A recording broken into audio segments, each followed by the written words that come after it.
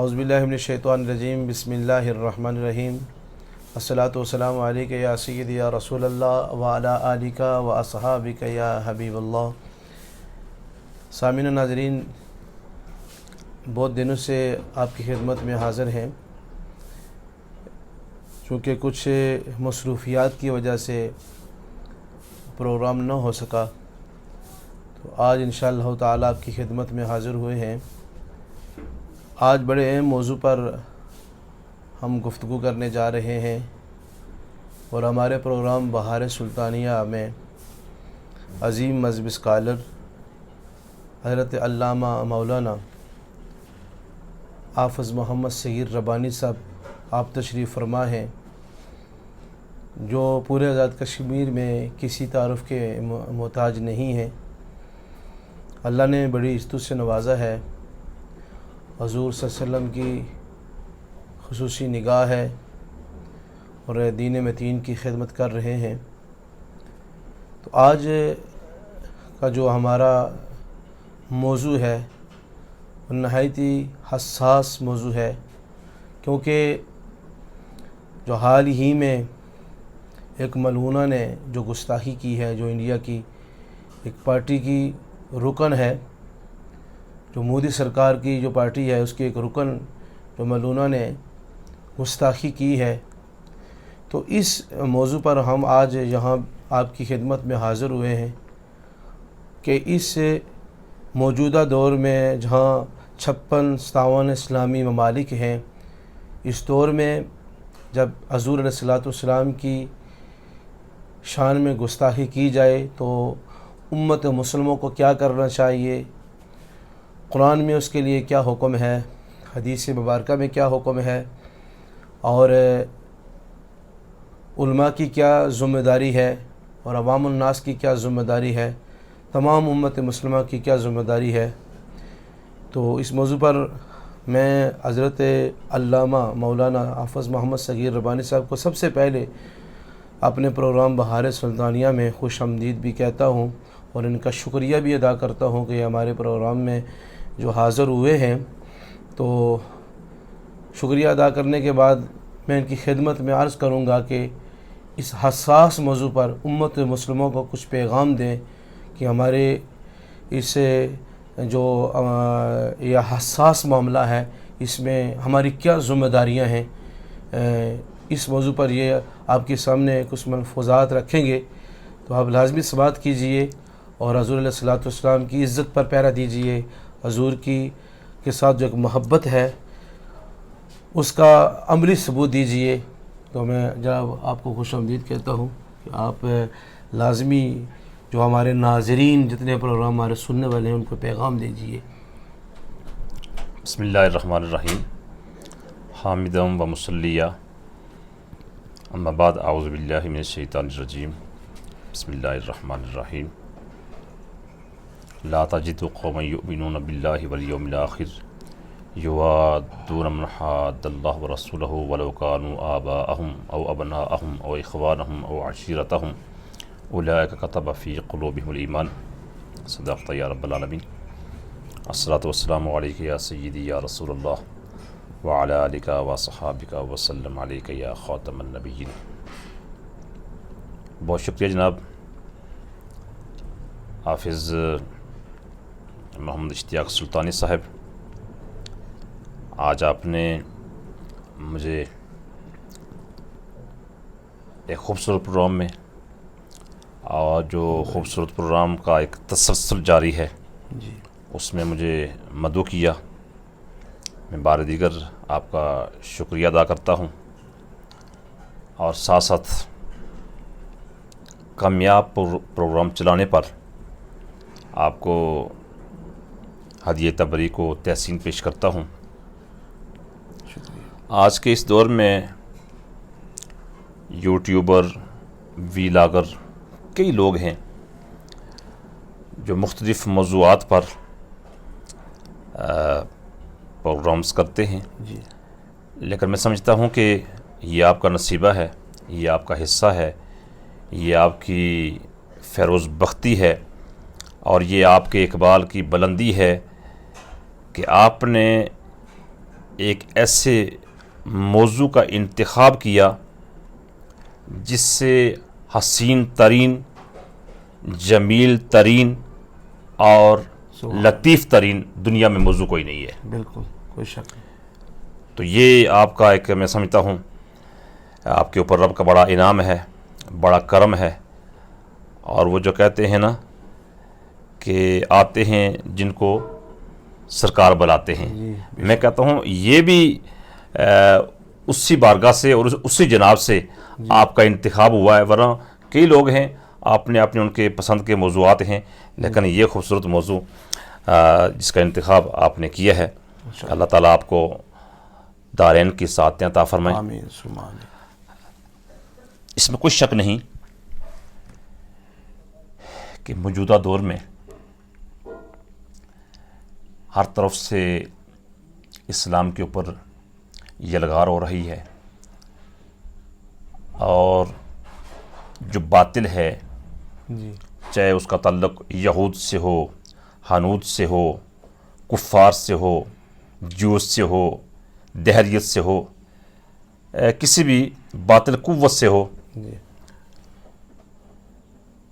اس قوت کی کہیں نہ کہیں یہ کوشش ضرور ہوتی ہے جی کہ کسی نہ کسی طریقے سے شجر اسلام کو جو ہے یہ مٹایا جائے، اس کی جڑیں کاٹی جائیں، اور اس چمن کو برباد کرنے کی وہ سعی کوشش کرتے ہیں، بلکہ میں کہتا ہوں سعی لا حاصل کرتے ہیں. جی. اس لیے کہ جس چمن کی آبیاری میرا رب خود کرے اس چمن کو کوئی مٹا نہیں سکتا. سبحان اللہ سبحان اللہ. بے شک. اور پھر حضور نبی رحمت صلی اللہ تعالیٰ علیہ وآلہ وسلم کی ذات ایک ایسی ذات ہے کہ پوری کائنات میں دو چیزوں کی ذمہ داری اللہ رب العزت نے اپنے ذمہ کرم پر لے رکھی ہے. بے شک. ایک ہے قرآن، جی نحن نزلنا الذکر وإنا لہ لحافظون، بے شک بے شک. اور دوسری ذات ہے صاحب قرآن، بالکل. واللہ یعصمک من الناس. جی یہی وجہ ہے کہ انتہائی کوششوں کے باوجود قرآن کی ایک زیر زبر شد مد آیت اور کسی ایک حرف کو بھی نہ مٹایا جا سکا اور نہ ہی گندلایا جا سکا. بالکل. ایسے ہی نبی پاک صلی اللہ تعالیٰ علیہ وسلم کی ذات ایک ایسی ذات ہے کہ چاروں طرف سے بھی یلغار ہو. اور تاریخ تو ہمیں یہ بتاتی ہے کہ ایسے مواقع بھی آئے جب ایک مسلمان بھی باقی نہیں تھا، اور دریدہ دہنوں نے جب ذات مصطفیٰ صلی اللہ تعالیٰ علیہ وسلم پر رقیق حملے کیے تو ایک کتے نے حضور نبی رحمت صلی اللہ علیہ وسلم کی ناموس پر چوکیداری دی اور پہرےداری دی ہے. ماشاء اللہ سبحان اللہ. اس کے پیچھے ریزن کیا ہے بھائی؟ سیدھی سی بات ہے، قرآن میں اللہ نے خود فرمایا کہ محبوب میں تیری عزتوں اور تیری ناموس کی حفاظت کروں گا. تو جس ذات کی حفاظت کی ذمہ داری اللہ رب العزت نے اپنے ذمہ کرم پر لے رکھی ہو، کوئی دریدہ دہن خبث سے باطنی کا اظہار تو کر سکتا ہے، لیکن حضور کی ذات کو، حضور کی عزت کو، ناموس کو وہ کم نہیں کر سکتا. بے شک بے شک. اعلیٰ حضرت نے بڑی خوبصورت بات لکھی ہے. آپ فرماتے ہیں کہ جب چاند پوری آب و تاب کے ساتھ چمکتا ہے جی تو پھر کتا اس کی طرف منہ کر کے بھونکتا ہے تاکہ اس کی چاندنی کو جی مدم کیا جا سکے.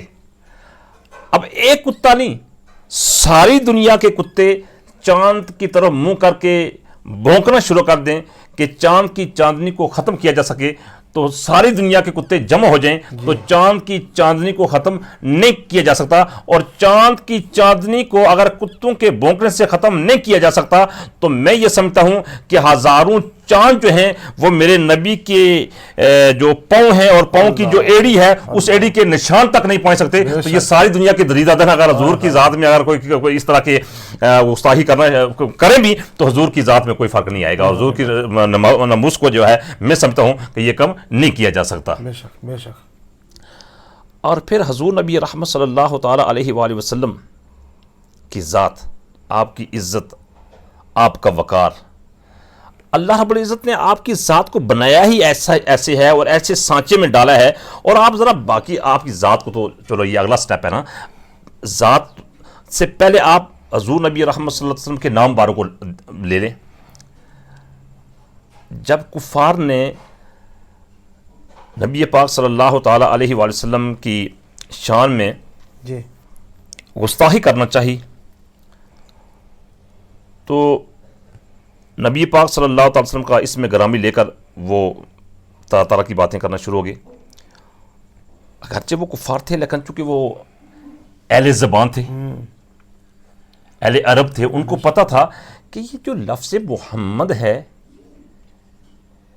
یہ ایسا لفظ ہے کہ یہ لفظ خود ہی حضور کی پاکیزگی اور حضور کی تعریف کرنے پر یہ جو لفظ محمد ہے یہ خود اس کی بہت بڑی دلیل ہے. بے شک بے شک.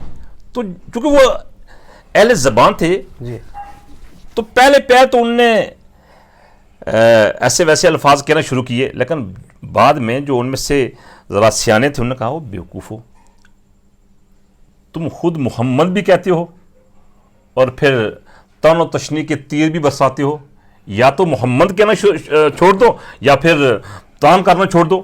جب محمد کہتے ہو تو پھر اس کا مطلب یہی ہے کہ وہ تعریف کی اس بلندی پر فائز المرام ہیں کہ اگر ساری دنیا حضور کی تعریف کو ختم تو دور کی بات ہے کم کرنے کی کوشش کرے تو کم نہیں کر سکتا, اس لیے کہ حضور کے نام کو اللہ تعالیٰ نے تعریف کا ایسا یعنی وہ ایسا مجموعہ بنا دیا ہے کہ حضور کی تعریف کو یہ لفظ محمد ہی اس بات پر بہت بڑی دلیل ہے اور دال ہے, اس کو ختم نہیں کیا جا سکتا. تو انہوں نے پھر کیا کرنا شروع کر دیا, بجائے لفظ محمد کے انہوں نے مزمم کہنا شروع کر دیا. اچھا صحابہ چونکہ آپ کو پتا ہے وہ دیوانے تھے, پروانے تھے, جی تو وہ تو ایک لفظ بھی سننا گوارا نہیں کر سکتے تھے, ایک لفظ بھی. میں یہاں ایک جملہ ایڈ کروں گا. آج کے دور میں لوگ کہتے ہیں جی اصل میں اس کی نیت ٹھیک تھی, اس کے لفظوں کا چناؤ ٹھیک نہیں تھا, یا اس کی یعنی سلپ آف ٹنگ ہے جس کو ہم کہتے ہیں زبان کا پھسل جانا. جی یہ لوگ کسی نہ کسی طریقے سے جو جس کو وہ فالو کرتے ہیں اس کو اس قضیے سے علیحدہ کرنے کی کوشش کرتے ہیں. تو میں ایک بات کہنا چاہوں گا کہ صحابہ کرام رضوان اللہ تعالیٰ علیہم اجمعین سے زیادہ کسی کی نیت پاکیزہ نہیں ہو سکتی. جی اور حضور نبی رحمت صلی اللہ تعالیٰ علیہ وآلہ وسلم سے محبت یہ چونکہ ان کی سرشت اور جبلت کا ایک حصہ تھا تو صحابہ سے بڑھ کر حضور سے محبت بھی کوئی نہیں کر سکتا. لیکن قرآن میں جو آپ پڑھتے ہیں بار بار کہ یا ایھا الذین آمنوا لا تقولوا راعینا, جی اب لفظ راعینا میں فی نفسہ ہی تو گستاخی بھی نہیں ہے, اور نہ اس لفظ راعینا میں فی نفسہ ہی گستاخی ہے اور نہ ہی صحابہ کی نیت تھی. لیکن چونکہ ایک اشتباہ پایا جاتا تھا, جی راعینا وہ جو کہتے تھے, تو اللہ رب العزت نے اشتباہ سے بھی منع فرما دیا. اشتباہ سے بھی کہ نیت تو دور کی بات ہے نا, گستاخی کا لفظ بولنا تو دور کی بات ہے, وہ لفظ جس سے اشتباہ پیدا ہو, ابہام پیدا ہو, یا پھر کم از کم جو باطل ہیں وہ اپنے یعنی اپنے مطلب کا معنی لینا چاہتے ہوں, تو اللہ رب العزت نے اس کے اوپر بھی پابندی لگا دی اور اس سے بھی منع فرما دیا. تو صحابہ کرام رضوان اللہ تعالیٰ علیہم اجمعین چونکہ بارگاہ رسالت کی جو حساسیت تھی اور جو ادب تھا, جو احترام تھا, چونکہ ان کے رگ و پے میں یہ ساری چیزیں شامل تھیں, تو ان کو گوارا نہ ہوا تو وہ سیدھے صبح حضور کی بارگاہ میں جا پہنچے. یا رسول اللہ جو کفار ہیں وہ مدح نہیں کر رہے, قدح کر رہے ہیں, وہ آپ کی معذاللہ تصدیق اور توہین کر رہے ہیں اور ہم سے برداشت نہیں ہوا جاتا, تو آپ اجازت مرحمت فرمائیں ہم ان کا قصہ تمام کر دیں. آپ نے فرمایا ذرا سہارے سے, صبر سے, ذرا یہ تو بتاؤ وہ کہتے کیا ہیں. یا رسول اللہ وہ مزمم کہہ کر گستاخی کرتے ہیں. میرے آقا نے صلی اللہ تعالیٰ علیہ وسلم نے بہت تاریخی جواب دیا. فرمایا صحابہ سنو, اگر وہ سب شتم کرتے ہیں, تان و تشنیع کرتے ہیں, برا بھلا کہتے ہیں, تو مزمم کو کہتے ہیں نا. ہاں جی. میں مزمم تھوڑا ہوں, میں تو محمد ہوں نا. ماشاءاللہ سبحان اللہ. میں مزمم نہیں ہوں, میں محمد ہوں. تو حضور نبی رحمت صلی اللہ تعالیٰ علیہ وآلہ وسلم کی ذات ایک ایسی ذات ہے کہ کسی بھی اعتبار سے اگر کوئی حضور کی ذات کے اوپر کوئی طعن و تشنیع کرتا ہے یا معاذ اللہ توہین کرتا ہے یا تضحیق کرنے کی کوشش کرتا ہے تو وہ اپنا ہی چہرہ جو ہے وہ گندا کرتا ہے, اپنا ہی منہ کالا کرتا ہے اور اپنی ہی اصلیت ظاہر کرتا ہے. یہ اصلیت میں اس لیے کہہ رہا ہوں کہ قرآن عزیز کے اندر اللہ رب العزت نے نبی پاک صلی اللہ تعالیٰ علیہ وآلہ وسلم کے گستاخوں کے 9 یا 10 عیب بیان کیے ہیں. 9 یا 10 مختلف. اور آخری جو ہے وہ کیا ہے؟ عُتُلٍ بَعْدَ ذَلِكَ زَنِيمٍ. اللہ اکبر. کیا مطلب؟ یہ بے اصل ہے, یہ اپنے باپ کا نہیں ہے, یہ حرام الولد ہے. آج تو مولانا اشتیاق صاحب لوگ کہتے ہیں یہ جی دیکھیں یہ علماء کی زبان میں بڑی سختی ہے, سخت باتیں کہتے ہیں, ان کو ذرا پولائٹ ہونا چاہیے, ان کو ذرا فلیکسیبل جو رویہ ہے اس کا اظہار نہ کرنا چاہیے, اتنی سخت باتیں نہیں کہنی چاہیے. میں کہتا ہوں کہ آپ کسی کو کمینہ کہہ دیں وہ برداشت کر سکتا ہے, آپ کسی کو جھوٹا کہیں وہ برداشت کر سکتا ہے, آپ کسی کو ذلیل کہیں وہ برداشت کر سکتا ہے, آپ کسی کو چور, ڈاکو, ٹھگ, یعنی اس طرح کے جو الفاظ ہیں یا القابات ہیں آپ کہیں تو وہ برداشت کر سکتا ہے. لیکن اگر آپ اس کو کہیں کہ تو حرام الولد ہے, یعنی اپنے باپ کا نہیں ہے, تو برداشت نہیں کرتا وہ, نہ اس کو برداشت کیا جا سکتا. اس لیے کہ اس سے آخری جو ہے نا وہ مطلب رقیق عملہ کسی اور لفظوں سے ہو نہیں سکتا. تو اللہ رب العزت نے وہ لفظ ان کے لیے استعمال کیا, فرمایا میرے نبی کا جو گستاخ ہے نا وہ اپنے باپ کے نطفے کا ہو سکتا ہی نہیں ہے, وہ حلالی ہو سکتا ہی نہیں ہے. جو بھی میرے نبی کا گستاخ ہوگا لازماً وہ حرامی ہی ہوگا, وہ لازماً حرامی ہوگا, وہ حلالی نہیں ہو سکتا. نبی پاک صلی اللہ علیہ وسلم کا جو گستاخ ہے وہ حلالی نہیں ہو سکتا. یہ آپ یوں سمجھیں کہ یہ نص قرآنی ہے. بالکل یہ نص قرآنی ہے. آپ کہہ سکتے ہیں یہ حدیث ضعیف ہے, یہ صحیح ہے, حسن لغیری ہے, مطلب بے شمار جو اس کی اقسام ہیں, یا جناب یہ فلاں کا قول ہے ہم اس کو نہیں مانتے ہوئے, تو قرآن کی آیت کو تو ماننا پڑے گا. تو یہ نص قرآنی ہے, یہ نص قطعی ہے کہ نبی پاک صلی اللہ تعالی وسلم کا جو بھی گستاخ ہوگا, چاہے وہ یہودیت کے لباد میں ہو, چاہے وہ نصرانیت کے لباد میں ہو, چاہے وہ ایون کے مسلمانوں کے لباد میں کیوں نہ ہو, جو بھی نبی پاک صلی اللہ علیہ وسلم کا گستاخ ہوگا قرآن کی نص کی روح سے وہ لازم جو ہے وہ حرام الولد ہوگا. تو جو شخص بھی نبی پاک صلی اللہ علیہ وسلم کی معاذ اللہ توہین کرنے کی کوشش کرتا ہے تو وہ اپنی اصلیت ظاہر کرتا ہے کہ در حقیقت میں فلاں کماش کا ہوں اور میری اصل یہ ہے. ورنہ نبی پاک صلی اللہ تعالیٰ علیہ وآلہ وسلم کی یہ ذات ایک ایسی ذات ہے, ایک ایسی ذات ہے. مولانا اشتیاق سلطانی صاحب, ناظرین اس کو سنیں گے, دیکھیں گے, سامعین سنیں گے, اور میں سمجھتا ہوں کہ یقیناً آپ بھی محظوظ ہوں گے اور آپ کے ایمان میں مزید جو ہے وہ جلانی آئے گی اور حلاوت آئے گی. جی.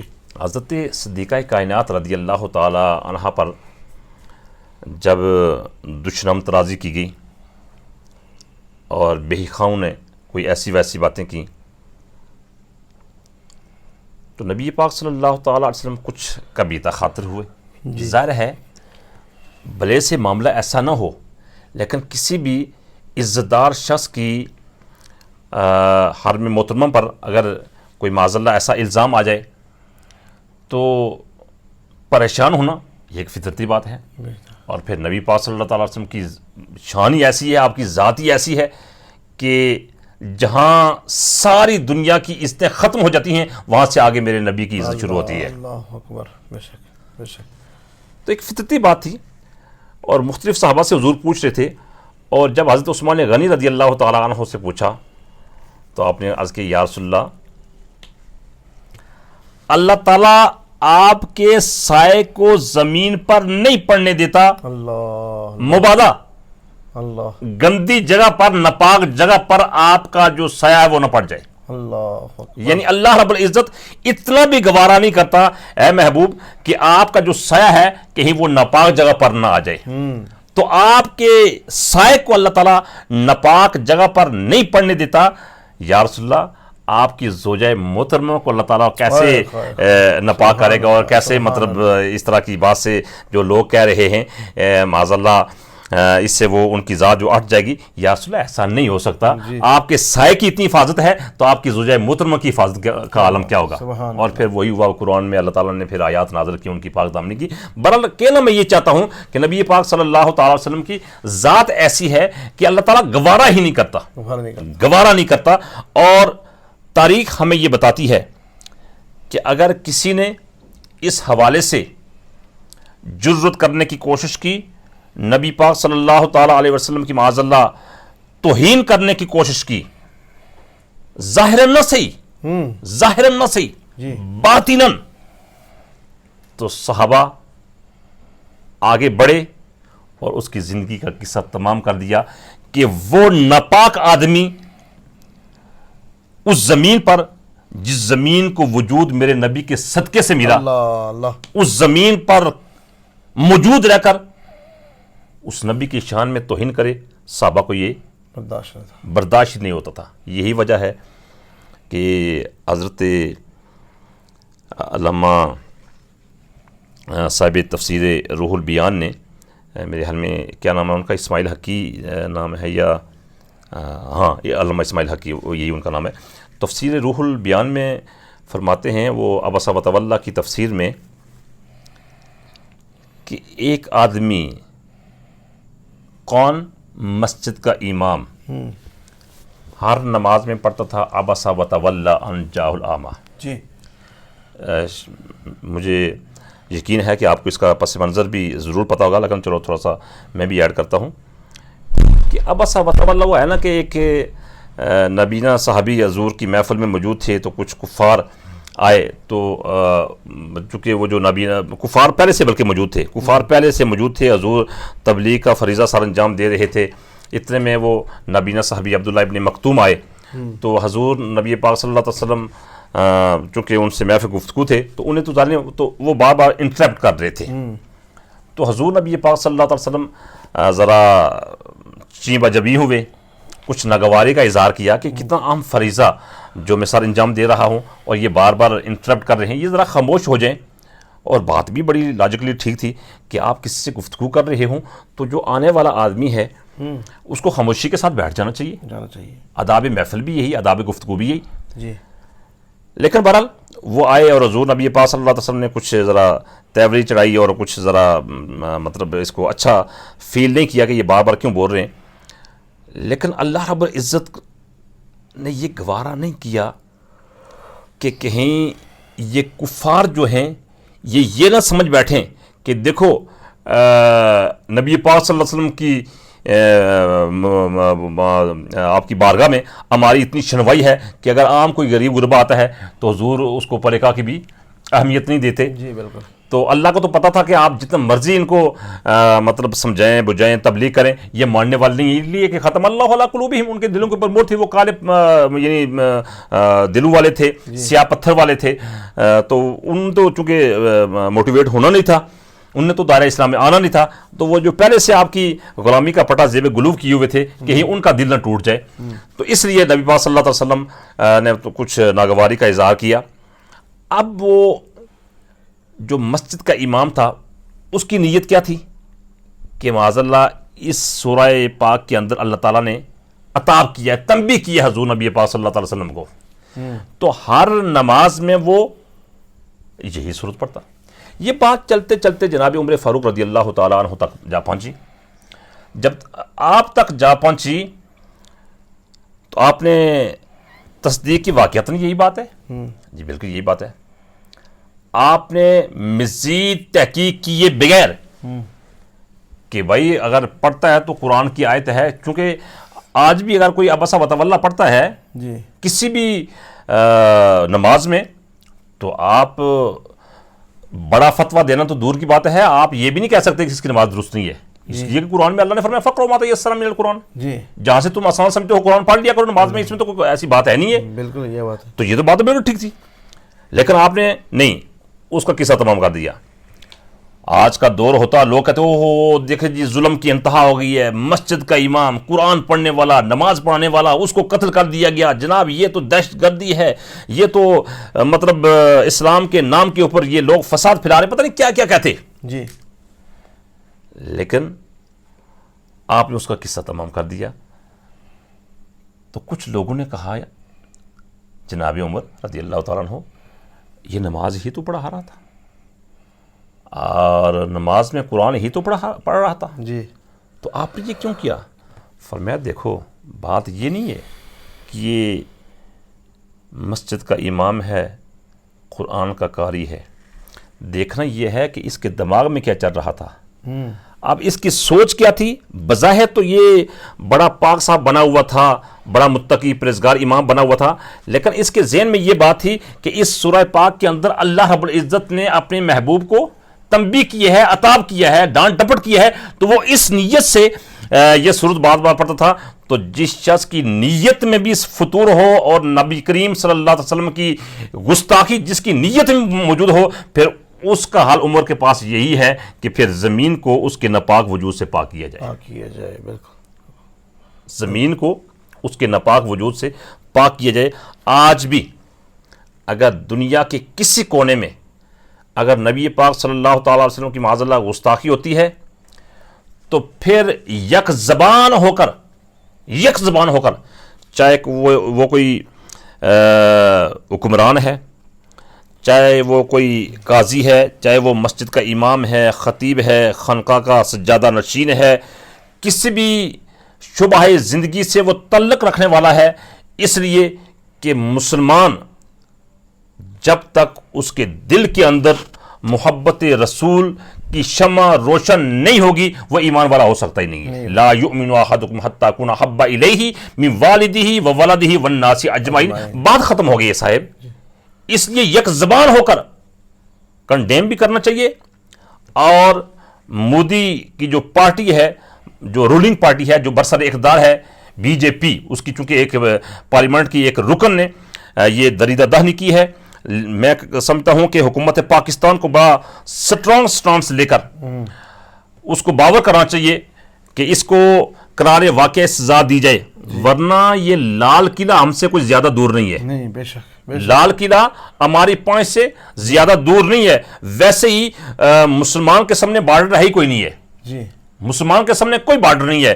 اور ہم یہ نہیں دیکھیں گے کہ گستاخی کرنے والا کون ہے اور کہاں رہتا ہے. گستاخی کرنے والا جو بھی ہو، جہاں بھی رہتا ہو، وہ گردن زدنی ہے. بالکل اس کی گردن کو مار دینا چاہیے. یہ نہیں کہ ٹھیک ہے جب عدالت کا حکم آئے گا یہ ہوگا اور وہ ہوگا، ٹھیک ہے عدالتوں کو وہ اس کے ایکشن لینا چاہیے، لیکن اگر عدالتیں بھی خاموش ہو جائیں تو پھر چونکہ یہ ایک ایسا معاملہ ہے پھر لوگ خود وہ جو ہے نا وہ قانون اپنے ہاتھ میں لینے پر مجبور ہو جاتے ہیں. اس کے اوپر بے شمار مسائل موجود ہیں. بہرحال علماء کو جو ایک میں سمجھتا ہوں کہ سب سے اہم جو ان کے پاس پوائنٹ موجود ہے ممبر کی صورت میں، ویسے بھی یہ ممبر رسول ہے، اس کا تقاضا یہی ہے کہ جاندار طریقے سے جو ہے وہ اس کو کنڈیم کریں، ناموس رسالت کے حوالے سے آواز کو بلند کریں. اور پھر میں ساتھ ساتھ یہ بھی کہنا چاہوں گا کہ اس وقت پوری دنیا میں ہر 5واں شخص مسلمان ہے. جی 1.5 ارب کے قریب مسلمانوں کی اسٹرینتھ موجود ہے. اور دنیا کی جو دوسری بڑی نیشن ہے وہ مسلمان ہیں.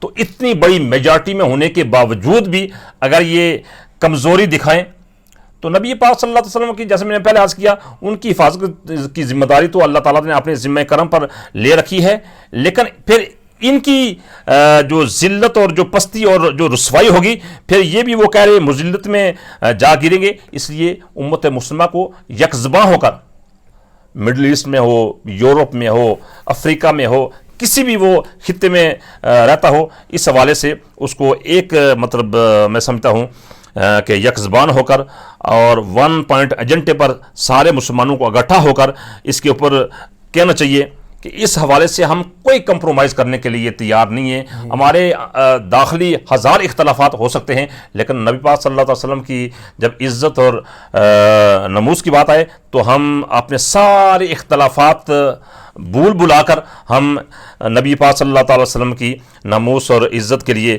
بالکل ایک ہیں اور ایک رہیں گے. اور ہم ہر باطل اور ہر دریدہ دہن اور ہر گستاخ رسول کو یہ کہنا چاہیں گے کہ کوئی اس غلط فہمی میں نہ رہے کہ ہم پاور میں ہیں یا ہم میجارٹی میں ہیں یا کوئی ہم تک پہنچ نہیں سکتا. نہیں، ایسا نہیں ہے.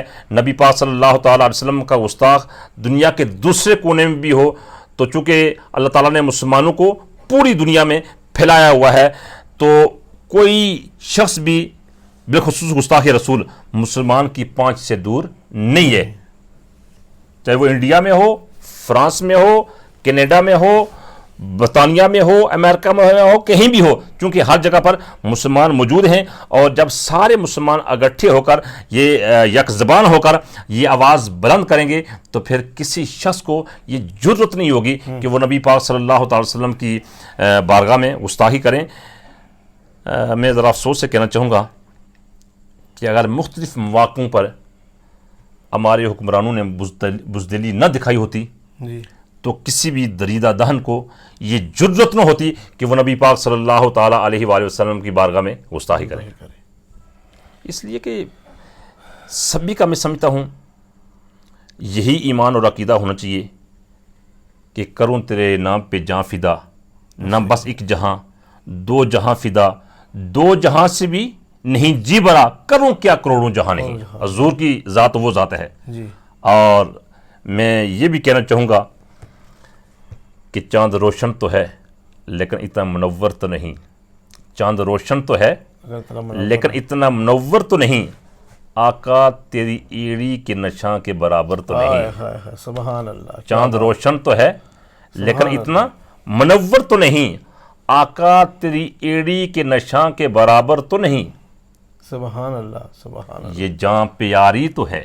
کیا بات. مانا کہ یہ جاں پیاری تو ہے لیکن آقا آپ کی عزت سے بڑھ کر تو نہیں. بے شک بے شک. یہ جاں پیاری تو ہے لیکن آقا آپ کی عزت سے بڑھ کر تو نہیں.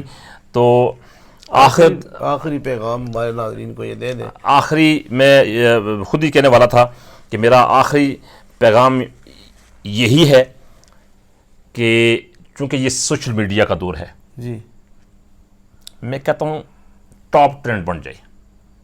سبحان اللہ. ٹاپ ٹرینڈ بن جائے کہ ناموس رسالت پر حملہ نامنظور ہے. ہم ایک دوسرے کے جانی دشمن ہو سکتے ہیں لیکن جب حضور کی بات آئے تو ہم ایک ہیں. چاہے کوئی نون لیگ سے کوئی ریلیٹ کرتا ہو، پی ٹی آئی سے کرتا ہو، پیپلز پارٹی سے کرتا ہو، دیگر کسی بھی پولیٹیکل پارٹی سے اس کا تعلق ہو، کیونکہ یہ صرف مولویوں کا مسئلہ نہیں ہے. اور پھر وہ جملہ درمیان میں آ جاتا ہے، مجھے افسوس سے کہنا پڑ رہا ہے، آج بعض پارٹیوں کی طرف سے جب پوائنٹ سکوری کی جاتی ہے تو وہ جو فلاں جماعت والے کدھر ہیں، فلاں مولوی صاحب کدھر ہیں. اس کا مطلب یہ ہوا کہ نبی پاک صلی اللہ علیہ وسلم صرف مولویوں کے نبی تھے اور تمہارے نبی نہیں ہیں. پھر یا بالفاظ دیگر ہمیں تو فخر ہے کہ ہم نبی پاک صلی اللہ علیہ وسلم کی ذات کو ڈیفینڈ کرتے ہیں. تم کس کو ڈیفینڈ کرتے ہو بھائی؟ ہم تو نبی پاک کے امتی ہیں. تمہیں شرم نہیں آتی یہ بات کہتے ہو؟ تم کیا نبی پاک کے امتی نہیں ہو؟ کل ہم نبی پاک صلی اللہ علیہ وسلم کی شفاعت کے یعنی امیدوار ہیں اور انشاءاللہ حقدار بھی ہوں گے. کیا تم نبی پاک صلی اللہ علیہ وسلم کی شفاعت نہیں پانا چاہتے؟ جو بار بار یہ کہتے ہو کہ فلاں کدھر ہے، فلاں کدھر ہے. تم بتاؤ تم کدھر ہو؟ تم کدھر ہو؟ اس میں ادھر ادھر کی بات نہیں ہے فلاں کدھر ہے فلاں کدھر ہے. سبھی کو اراول دستے کے طور پر آگے بڑھ کر نبی پاک صلی اللہ علیہ وسلم کی ناموس کی چوکیداری بھی کرنی چاہیے اور نبی پاک صلی اللہ علیہ وسلم کی ختم نبوت کی پاسبانی بھی کرنی چاہیے. اور جب سارے مسلمان، چاہے وہ کوئی چھوٹا ہے، بڑا ہے، مطلب بہت بڑا شب زندہ دار ہے یا کوئی انتہائی گناہگار ہے، دیکھیں میں ایک بات میں کہنا چاہتا ہوں مولانا اشتیاق سلطانی صاحب کہ مسلمان گنہگار ہو سکتا ہے، غدار نہیں، اور گنہگار کے لیے معافی ہے، غدار کے لیے معافی کوئی نہیں ہے۔ بالکل بالکل، مسلمان گنہگار ہو سکتا ہے، غدار نہیں، اور گنہگار کے لیے معافی ہو سکتی ہے، غدار کے لیے معافی کوئی نہیں ہے، نہیں ہو سکتی، ٹھیک ہے۔ گنہگار کی بخش ہو سکتی ہے، غدار کی بخشش بھی نہیں ہو سکتی۔ بے شک، یہی وجہ ہے کہ فقہا نے یہ فتویٰ دیا ہوا ہے کہ نبی پاک صلی اللہ علیہ وسلم کی گستاخی کرنے والے کی معافی بھی قبول نہیں کی جائے گی، اس کی توبہ بھی نہیں قبول کی جائے گی، اس لیے کہ جس ذات کی اس نے گستاخی کی ہے وہ وہاں سے معافی مانگے۔ اب ہمیں کیا خبر کہ وہاں سے اس کو معافی ملی ہے یا نہیں ملی، جی ہمیں تو نہیں پتا، اس لیے فرمایا کہ اس کی معافی بھی قبول نہیں ہے، قبول نہیں ہے، ٹھیک ہے، بے شک، اور اس کو مطلب معاف بھی نہیں کیا جا سکتا، ٹھیک ہے۔ وہ واقعتاً وہ کوئی بھی گستاخ رسول ہو، اس میں کوئی قید بھی نہیں ہے کہ وہ مسلمان ہے نہیں ہے، کسی بھی جو بھی نبی پاک صلی اللہ علیہ وسلم کا جو گستاخ ہے وہ یعنی اس کو کیپٹل پنشمنٹ دینی چاہیے، وہ گستاخ رسول ہے اور وہ یعنی سزائے موت کا جو ہے وہ مستحق ہے۔ تو ہمارا مطالبہ ہے کہ پوری پاکستانی قوم، تمام جماعتیں مل کر اور پوری دنیا کے مسلمان مل کر اس معاملے میں یک زبان ہو جائیں اور مودی سرکار کو یہ پیغام دے دیں کہ اگر تم نے ان بدبختوں کو لگام نہ دی، یہ گائے کا پیشاب پینے والے کیا جانے عزت رسول کیا ہوتی ہے، جی بالکل، تم نے اگر ان کو لگام نہ دی تو پھر ہم لگام دینا جانتے ہیں، بالکل جانتے ہیں، پھر ہم لگام دینا جانتے ہیں۔ اور میں بتا دوں آپ کو، اس معاملے میں گنہگار سے گنہگار شخص جو ہے وہ بھی پیچھے ہٹنے کے لیے تیار نہیں ہے، نہیں تیار ہے، حضرت مولانا قاظمی احمد سید قاظمی علیہ رحمۃ، جن کو غزالی زماں اور راضی دوران کہا جاتا ہے بحیرت کی وقت، وہ فرماتے ہیں کہ ایک بھنگی، وہ جو آپ نے پتہ نہیں دیکھا ہوگا یعنی وہ اپنی ان کی موج مستی ہوتی ہے اور وہ ایک موصل سا ڈنڈا سا ہوتا ہے، اس کے اوپر رنگ وغیرہ کیا ہوتا ہے، کلر وغیرہ، وہ اپنے کندھے پر رکھ کر کہیں جا رہا تھا نیم باز آنکھوں کے ساتھ، آپ کو پتا ذرا یہ چونکہ اس کا نشہ کرنے والے ایسے ہوتے ہیں، تو گزر رہا تھا کہیں وہ ایک پادری جو ہے اس نے نبی پاک صلی اللہ تعالیٰ علیہ وسلم کی گستاخی کرنا شروع کر دی، تو اس کے اٹھتے قدم رک گئے اور اس نے اسی نیم باز آنکھوں سے کہا ایسے لڑکھاتے ہوئے کہ تیری ہر بات قبول، لیکن میری سرکار کی بارگاہ میں گستاخی نہیں کر، تو میں کہتا ہوں کہ اپنی زبان کو روک لے۔ جب اس بنگی نے یہ کہا تو اس نے اور زیادہ دلیری کے ساتھ نبی پاک صلی اللہ علیہ وسلم کی گستاخی کرنا شروع کر دی، تو اس سے پھر برداشت نہ ہوا اور اس نے وہ ڈنڈا جس سے وہ بھانگ اٹھتا تھا اس کو یعنی اس کے سر کے اوپر مار دیا، اس پادری کے سر کے اوپر، اور اس کو پہنچا دیا وہاں جہاں اس کو پہنچانا چاہیے تھا، واسطے جہنم کر دیا۔ کیس چلا، ٹرائل ہوا، تو جج نے کہا کہ مسجد اور مندر کی لڑائی سمجھ میں آتی ہے، مولوی اور پادری کی لڑائی سمجھ میں آتی ہے، پنڈت اور سادھو اور پیر کی لڑائی فقیر کی سمجھ میں آتی ہے، لیکن بنگی کی اور پادری کی لڑائی سمجھ میں نہیں آتی، یعنی یہ کوئی جوڑ نہیں ہے نا جی۔